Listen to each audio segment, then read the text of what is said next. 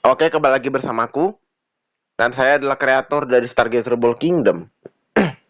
Dan ini sebenarnya harusnya Pak, kalau yang dari rencana gua, itu harusnya part 14 itu adalah yang terakhir. Tetapi kan karena durasinya kelebihan, jadi ada penambahan satu part, itu part ini, part 15. Ya. Jadi untuk mengakhiri reaction sejarah perang dingin, itu ada penambahan satu part, yaitu part ini. Jadi ini adalah part yang terakhir ya. Padahal harusnya yang kalau seandainya gak kelebihan durasi ya kemungkinan ya kemarin harusnya udah selesai gitu.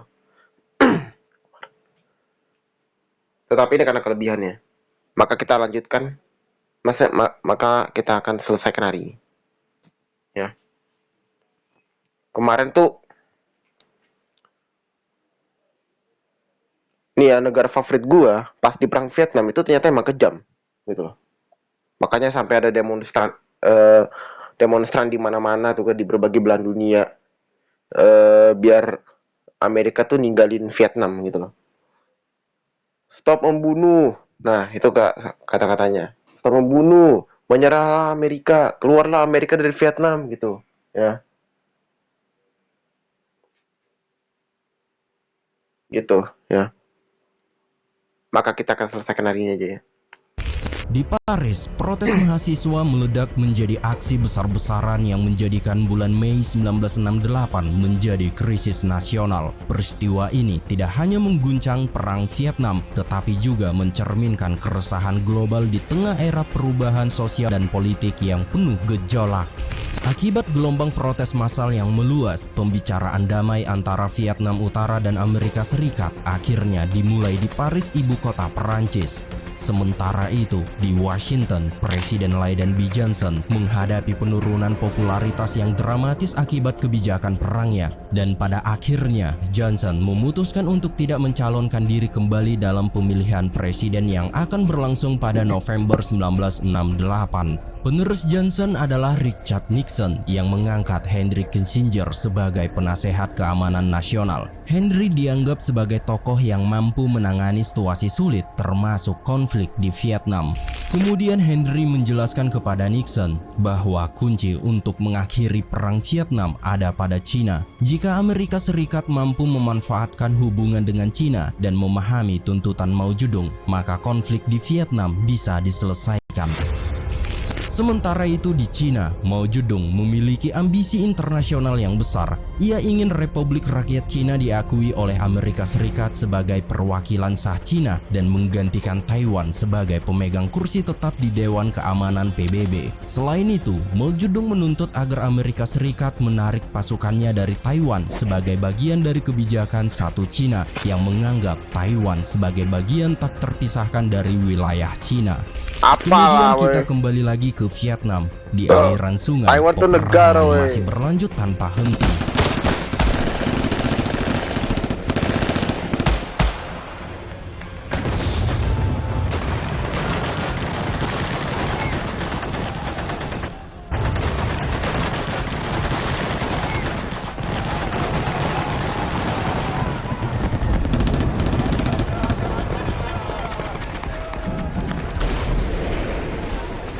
Tapi nanti kalau gak selesai juga nanti ada penambahan part lagi. Banyak tentara Amerika mengalami keputusasaan di tengah pertempuran berdarah yang tampak tak berujung dan seringkali dianggap tidak masuk akal. Salah satu tragedi terbesar dari konflik ini adalah pembantaian My Lai, di mana seluruh penduduk sebuah desa di Vietnam Selatan yang berjumlah kurang lebih 400 orang, termasuk wanita, anak-anak, dan orang tua, dibunuh oleh tentara dari Divisi Infanteri ke-23. Kemudian pada awal Maret 1969, di tengah ketegangan Perang Dingin, Uni Soviet dan Cina terlibat bentrokan militer di perbatasan Sungai Ussuri, tepatnya di Pulau Jianbao atau Damanskaya menurut versi Soviet. Pertempuran dimulai dimulai ketika tank-tank Soviet yang dipimpin oleh Kolonel Leonov bergerak maju untuk mengamankan pulau yang menjadi sengketa. Namun pasukan Cina yang terinspirasi oleh semangat revolusi kebudayaan melakukan serangan mendadak dan menewaskan Leonov di medan pertempuran. Uni Soviet merespon dengan serangan balasan yang mematikan, memicu pertempuran sengit yang menewaskan sekitar 100 tentara dari kedua belah pihak. Konflik ini menjadi titik balik berbahaya dalam hubungan dua kekuatan komunis terbesar dunia, menciptakan ketakutan global bahwa ketegangan ini dapat berkembang menjadi perang besar, bahkan mengarah pada potensi penggunaan senjata nuklir. Di sisi lain, di tengah ketegangan global, Amerika Serikat mencapai tonggak sejarah dalam perlombaan luar angkasa. Pada bulan Juli 1969, Neil Armstrong bersama kru Apollo 11 berhasil mendarat di bulan, menjadikan Amerika sebagai negara pertama yang menorehkan pencapaian ini. Keberhasilan ini tidak hanya menjadi simbol keunggulan teknologi dan ilmiah Amerika, tetapi juga pesan strategis kepada dunia tentang kemampuan mereka, termasuk kemampuan untuk meluncurkan senjata nuklir kemana saja di dunia. Di tanggal 20 Juli 1969, Neil Armstrong mengukir sejarah saat menjadi manusia pertama yang menjejakkan kakinya di permukaan bulan. Momen itu disaksikan jutaan orang di seluruh dunia melalui siaran televisi. Dengan penuh rasa takjub, ia mengucapkan kata-kata yang akan terus dikenang sepanjang masa.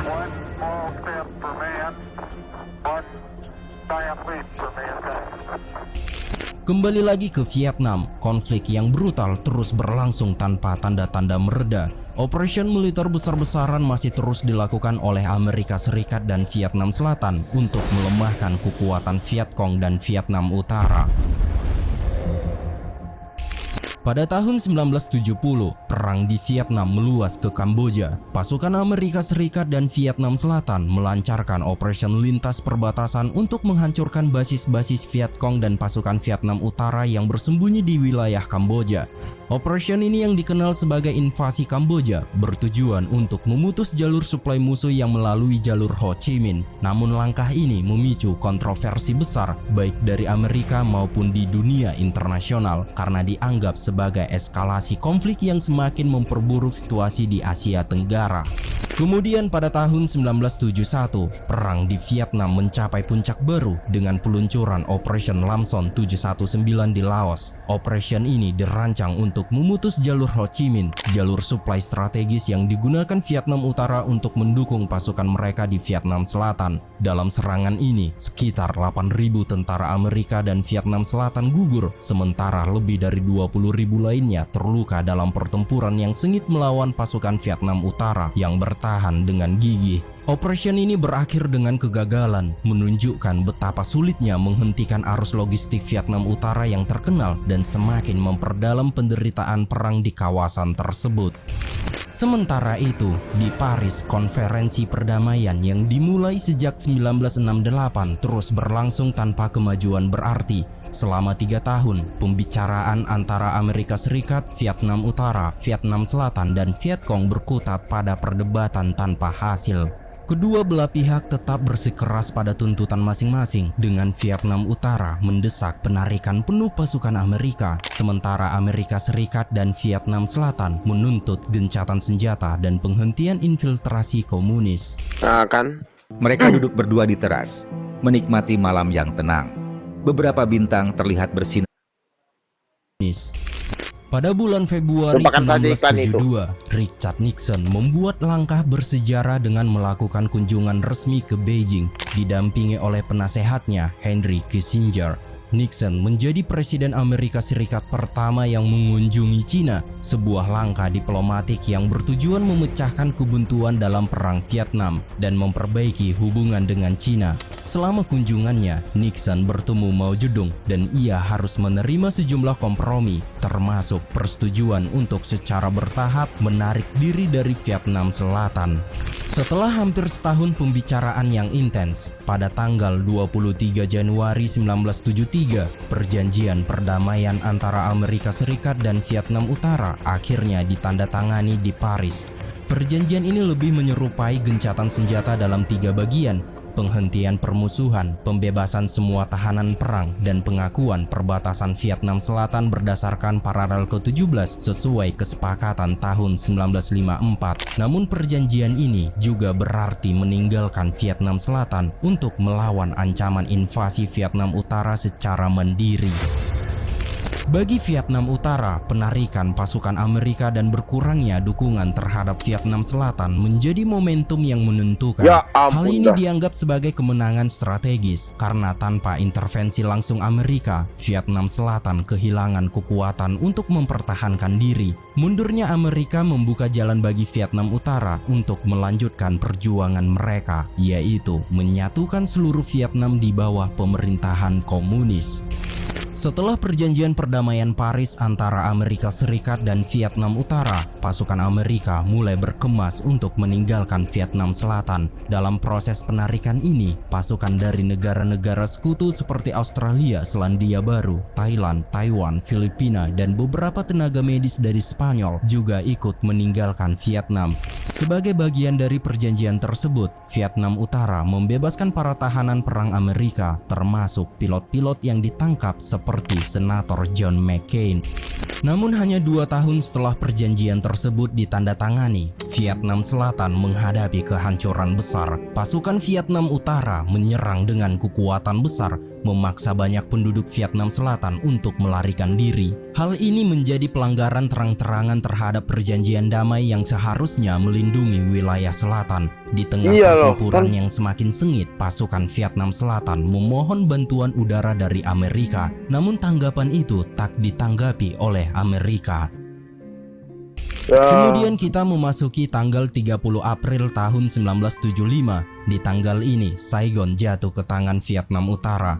Selama 30 tahun setelah dimulainya Perang Pertama Indochina melawan Perancis, akhirnya bendera Vietcong berkibar di atas Istana Kepresidenan, simbol kemenangan komunis di Vietnam. Namun kemenangan itu datang terlambat bagi Ho Chi Minh, pemimpin yang telah memperjuangkan penyatuan Vietnam.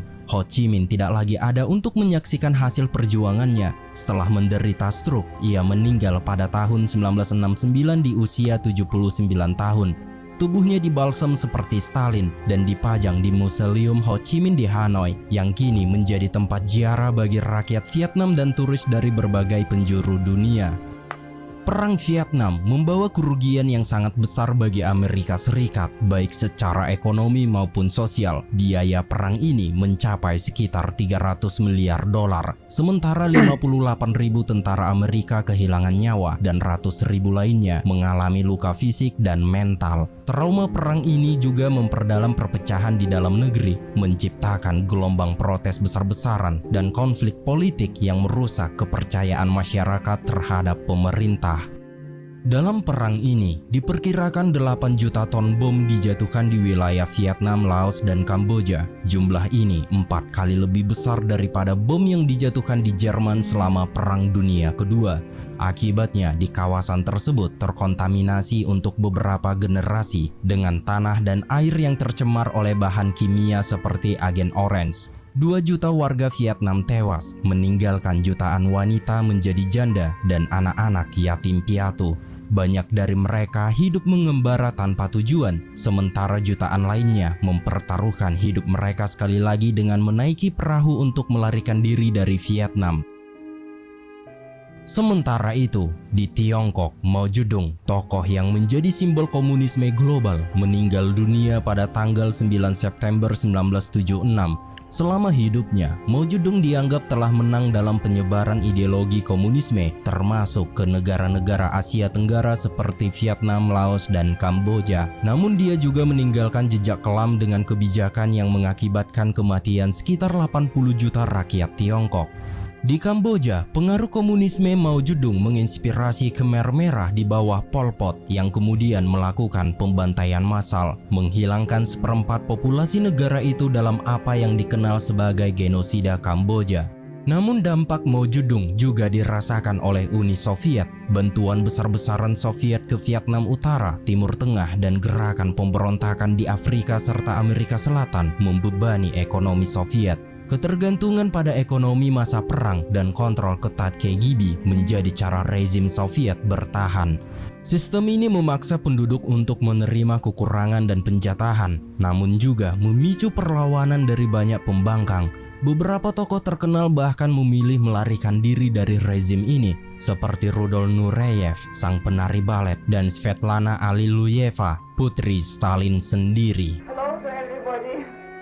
I am very happy to be here. Pada akhirnya, meskipun Mao Zedong melemahkan Amerika Serikat melalui konflik seperti Perang Vietnam, dia juga turut menyumbang pada kehancuran Uni Soviet.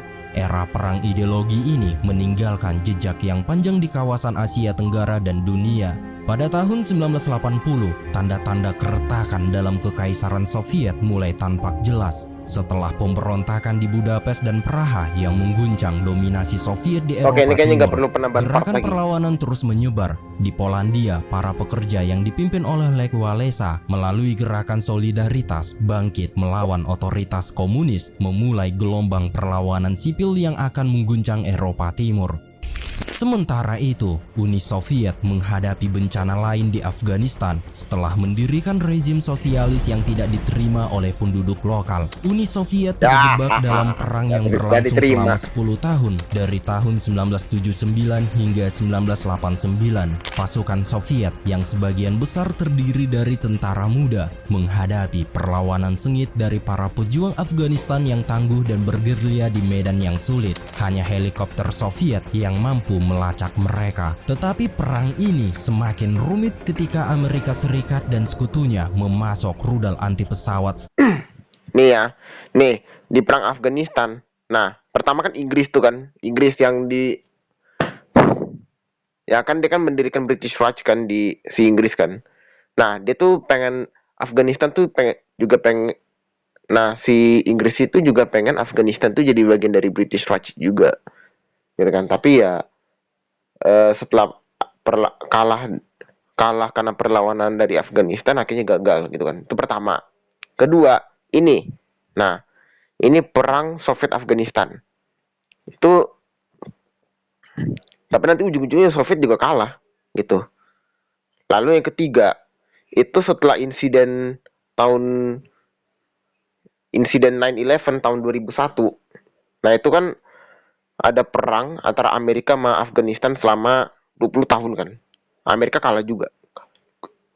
Coba aja kalau diuji coba ini ya. Nah, kan kalau sekarang kan konfliknya antara Pakistan sama Afghanistan kan. Gitu. Tapi gak tahu udah Pakistan bakal kalah apa enggak. Atau justru Afghanistan yang kalah gitu. Ya. Oke, ini kayaknya agak out of topic ini. Ya udah ya. Kita lanjut aja. Stinger, rudal ini sangat membantu pemberontak Afghanistan dan mengguncang dominasi udara Soviet, memaksa mereka untuk mundur dan akhirnya menarik pasukan mereka pada tahun 1989.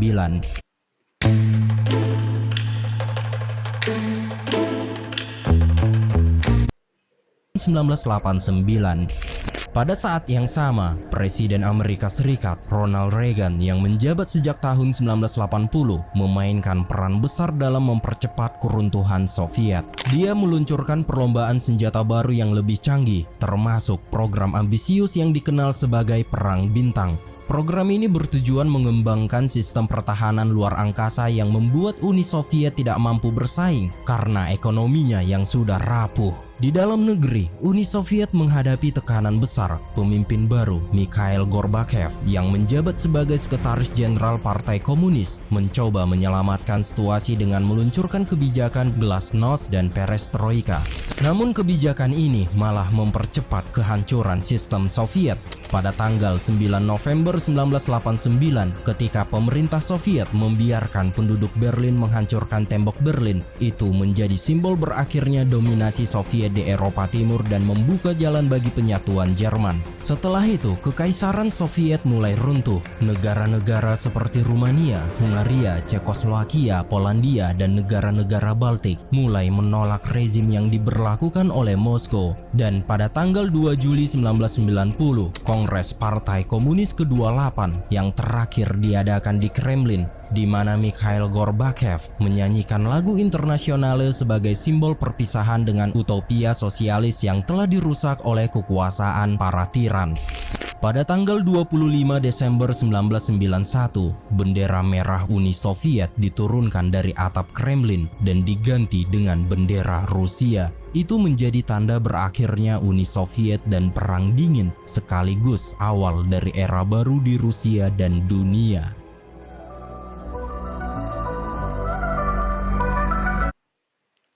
Oke, ini lagunya. Mohon maaf ya guys, ini lagunya gue gak mau rekam lagunya ya. Kalian nanti kalau mau denger lagunya ya kalian tinggal ke channel Gray Movie. Nah, cari aja video ini nih, yang belum nonton wajib nonton, full sejarah Perang Dingin ya. Kalian nanti cari aja sendiri di Gray Movie ya. Biar kalau mau denger lagunya ya, gue gak mau rekam ya. Oke. Ini artinya ya perang dunia pertama udah berakhir, perang dunia kedua udah berakhir, nah dan ini perang dingin juga udah berakhir ya, gitu ya. Oke, ini sepertinya emang udah sampai sini aja ya. Udah ya. Kalian jangan lupa subscribe, like, komen dan share ya. Nama channelnya Stargazer Ball Kingdom ya. Kalian subscribe channelnya ya. Subscribe channel Stargazer Ball Kingdom ya. Dan juga Gray Movie ya. See you guys.